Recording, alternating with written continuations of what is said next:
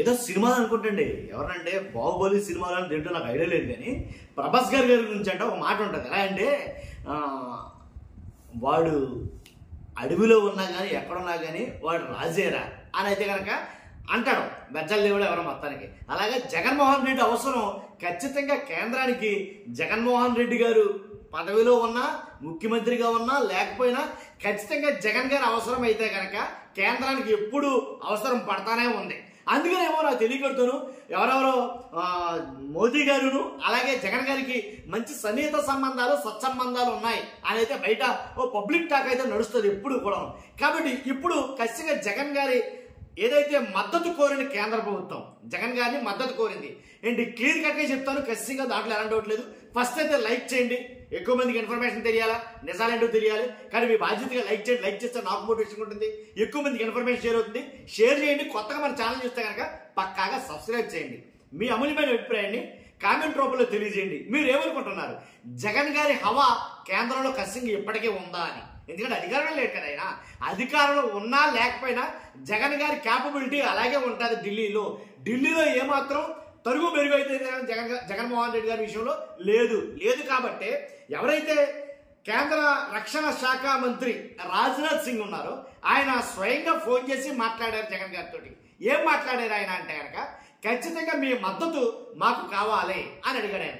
దేని గురించి మద్దతు కావాలి? ఎందుకని కేంద్ర ప్రభుత్వానికి జగన్ గారికి అంత అవసరం వచ్చిన విషయం ఏంటంటే కనుక ఇప్పుడు అలా ఉంచితే కనుక గతంలో అంటే జగన్ గారు ముఖ్యమంత్రి చేసిన కాడి నుంచి అలాగే దిగిపోయిన తర్వాత ఇప్పటికీ చాలా సార్లు కేంద్ర ప్రభుత్వానికి జగన్ గారు అవసరం అయ్యాడు, ఉపయోగపడ్డాడు. దాంట్లో ఎలాంటి డౌట్ లేదు.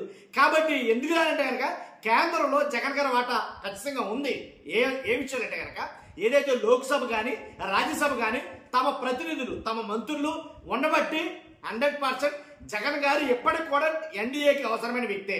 దాంట్లో ఎలాంటి డౌట్ లేదు. కాబట్టి ఇక్కడ వీళ్ళు ఎలా మాట్లాడినా ఆంధ్రప్రదేశ్ రాష్ట్రంలో ఉన్న ప్రభుత్వం ఏమైనా మాట్లాడినా కానీ ఖచ్చితంగా కేంద్ర ప్రభుత్వం అయితే కానీ ఇన్వాల్వ్మెంట్ ఉంటుంది. ఏంటి కేంద్ర ప్రభుత్వం కాదని రాష్ట్ర ప్రభుత్వంలో జగన్మోహన్ రెడ్డి గారిని టచ్ కూడా చేయలేరు అని చాలా మంది రాజకీయ విశ్లేషకులు మాట్లాడతాం మనం విన్నాం. అది నిజమే కావచ్చు. ఎందుకంటే ఇప్పుడు కూడా ఎవరైతే కేంద్ర రక్షణ శాఖ మంత్రి రాజ్నాథ్ సింగ్ స్వయంగా ఫోన్ చేసి జగన్ గారిని మాకు మీ మద్దతు కావాలి, ఎందుకంటే ఉపరాష్ట్రపతి ఎన్నిక అనేది జరుగుతుంది. అక్కడ ఉపరాష్ట్రపతి ఎన్నిక ఏకగ్రీవం చేయడం కోసం మేము ఏకగ్రీవంగా ప్రకటించకున్నాం కాబట్టి మీ మద్దతు మాకు కావాలి అనేది అడగడం జరిగింది. ఎవరిని అని అంటే కనుక ఎవరైతే ఎన్డీఏ అభ్యర్థి రాధాకృష్ణ ఉన్నారో ఆయన్ని ఉపరాష్ట్రపతి ఎన్నిక కోసం ఏకగ్రీవంగా ఎన్డీఏ అభ్యర్థి తమ తరపు అభ్యర్థిగా ప్రకటించడం జరిగింది. ఇప్పుడు ఎవరెవరైతే ఉన్నారో వాళ్ళందరూ మద్దతు తెలియజేయాలి. మద్దతు తెలియజేయాలంటే జగన్ గారి మద్దతు కూడా కావాలా. జగన్ గారి మద్దతు ఉంటేనే అక్కడ తమ అభ్యర్థి ఉపరాష్ట్రపతి అవుతాడు. దాంట్లో ఎలాంటి అందుకోసమే స్వయంగా కేంద్రం ఫోన్ చేసి జగన్ గారిని అభ్యర్థించడం. ఎందుకంటే వైఎస్ఆర్సీపీలోకి లోక్సభలో ప్రస్తుతం 4, అలాగే రాజ్యసభలో 7 ఎంపీలు ఉన్నారు. వీళ్ళంతా కూడా ఎన్డీఏకి అవసరం, బీజేపీకి అవసరం. కాబట్టే తమకు మద్దతు తెలియజేయమని వాళ్ళు అడగడం కూడా. కాబట్టి అడిగిన తర్వాత జగన్ గారు చెప్పిన మాట ఏంటంటే మా పార్టీలో కూడా చర్చించుకుని ఏం చేద్దామని కమిటీ మాట్లాడుకుని మీకు ఏ విషయం నేను చెప్తానని చెప్పడం జరిగింది. కాబట్టి ఇప్పుడు ఇలా చెప్పడం కాదు, ఈ అవసరం అని కాదు. కేంద్ర ప్రభుత్వానికి చాలా సార్లు చాలా సందర్భాల్లో జగన్ గారు అవసరమైతే కనుక పడింది. అందుకనే రాష్ట్ర ప్రభుత్వం ఎలా ఉన్నా కేంద్ర ప్రభుత్వంలో జగన్ ఎప్పుడు చక్రం తిప్పుతూనే ఉంటాడు. ఖచ్చితంగా జగన్ పై మాట కింద ఉంటుంది కేంద్రంలో. కాబట్టి కేంద్రంలో జగన్ చక్రం తిప్పాడు అంటే కనుక రాష్ట్ర ప్రభుత్వం కోసలు కదులుతాయి అని చాలా మంది మాట్లాడుతుంటే వారు నిజమా కాదా అని చాలా సందిగ్ధావస్థలు ఉండేవాడు చాలా కాలం. మరలా ఇదిగో ఇప్పుడు కూడా జగన్ గారు అవసరం పడుతున్నారంటే కనుక జగన్ గారి అది ఎంత ఉందనేది క్లియర్ కట్గా మనకు అందరికీ తెలుస్తుంది. కాబట్టి 100% జగన్ గారి ఇమేజ్ అనేది కేంద్ర ప్రభుత్వంలో అలాగే ఉంది, ఏమాత్రం తగ్గల.